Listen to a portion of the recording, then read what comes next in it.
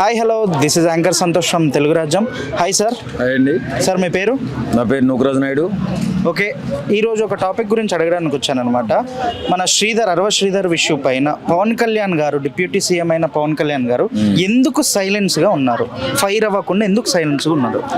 అంటే అక్కడ జరిగిన ఇష్యూ వాస్తవం ఎంత అవాస్తవం ఎంత అనే మీమాంసలో పడిపోయి ఉంటారు వాస్తవంగా పవన్ కళ్యాణ్ గారు. ఎందుకంటే ఆమె ప్రెస్ మీట్ పెట్టిన తర్వాత కొన్ని నమ్మలేనటువంటి మాటలు చెప్పింది, వాస్తవానికి దగ్గరగా లేనటువంటి మాటలు మాట్లాడింది. ఎందుకంటే 5 సార్లు మానభంగం చేస్తే 5 సార్లు అబార్షన్ చేయించుకున్నాను అంటే ఒక సంవత్సరంన్నరలో 5 సార్లు అబార్షన్ అనేది జరిగే పని కాదు, అది ప్రకృతికి విరుద్ధం. ఇదొకటి. రెండవది, ఆమె మాట్లాడుతున్న మాటల్లో కానీ ఆమె హావభావాల్లో కానీ ఎక్కడ అన్యాయం జరిగింది, నేను మోసపోయాను, నేను ఇబ్బంది పడ్డాను అనేటటువంటి భావన ఎక్కడ కనిపించలేదు. ఇప్పుడు పవన్ కళ్యాణ్ గారైనా మేమైనా లేకపోతే మీరైనా ఏం చూస్తారు? అక్కడ జరిగింది అన్యాయమా కాదా, ఇది కావాలని గోల్ చేస్తుందా, హనీ ట్రాప్ లాంటిది ఏదన్నా చేస్తుందా, వెన్న ట్రాప్ ఇది అనే ఆలోచనలో సందిగ్ధంలో మామూలు సామాన్య ప్రజలు పడిపోయారు. అలాగే పవన్ కళ్యాణ్ గారు కూడా పడిపోయారు. పూర్తిగా అతని మీద చర్య తీసుకుంటే అతను ఒక ఎస్సీ, ఎంతో కింద నుంచి పైకి వచ్చి వేళ ఎమ్మెల్యే స్థాయికి వచ్చి ఆయన జీవితాన్ని సుసంపన్నం చేసుకుందాం అనుకున్నప్పుడు ఈమె వచ్చి అడ్డుపడి ఆయన జీవితాన్ని నాశనం చేసే ప్రయత్నం చేస్తుంది. అలాగే ఆమె ఇంతకు ముందు కూడా 2-3 ఇబ్బంది పెట్టినట్టుగా కొంచెం ఆధారాలు కనపడుతున్నాయి. ఇవన్నీ బేరీజ్ వేసుకున్న తర్వాత ఈయన మీద చర్య తీసుకోవాలా లేదా అనేది ఆలోచనలో పడ్డారు. అందుకే 3 కమిటీగా ఏర్పరిచి అరవ చౌదరి గారిని ఎంక్వైరీకి పంపించి ఎంక్వైరీ కూడా చేసినట్టున్నారు.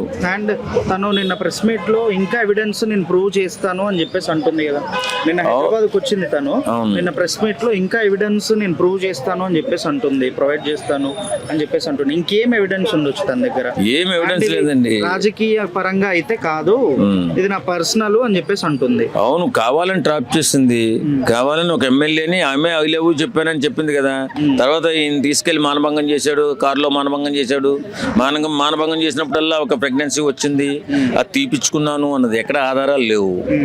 ఏవేవో ఎవిడెన్స్ చూపిస్తుంది. వాస్తవంగా ఒక అమ్మాయి ఒక ఎమ్మెల్యే పట్ల, ఒక ఎమ్మెల్యే కలిసిన తర్వాత కొంత క్లోజ్గా మూవ్ అయితే ఎవరైనా ట్రాప్లో పడేయాలంటే వయసు అందులోని పెళ్లి కానీ కుర్రోడు ఏదో చేసింది, అక్కడ పూర్తిగా అన్యాయం జరిగింది అనేటటువంటి ఆధారాలు కనపడలేదు. కాబట్టి పవన్ కళ్యాణ్ గారు దాని గురించి ఎక్కువగా స్పందించలేదేమో అనిపిస్తుంది.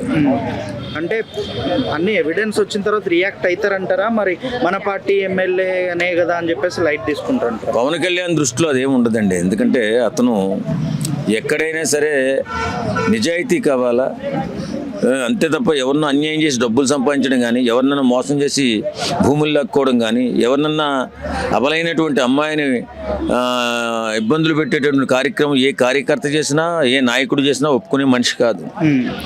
కాబట్టి అలాగా వదిలేస్తాడని చెప్పి ఊహించుకోవడం అనవసరం. కాకపోతే అతను పట్ల పూర్తిగా ఎవిడెన్స్ దొరకలేదు, పూర్తిగా ఆయన అన్యాయం చేసినట్టు ఎక్కడ క్లారిటీ లేదు.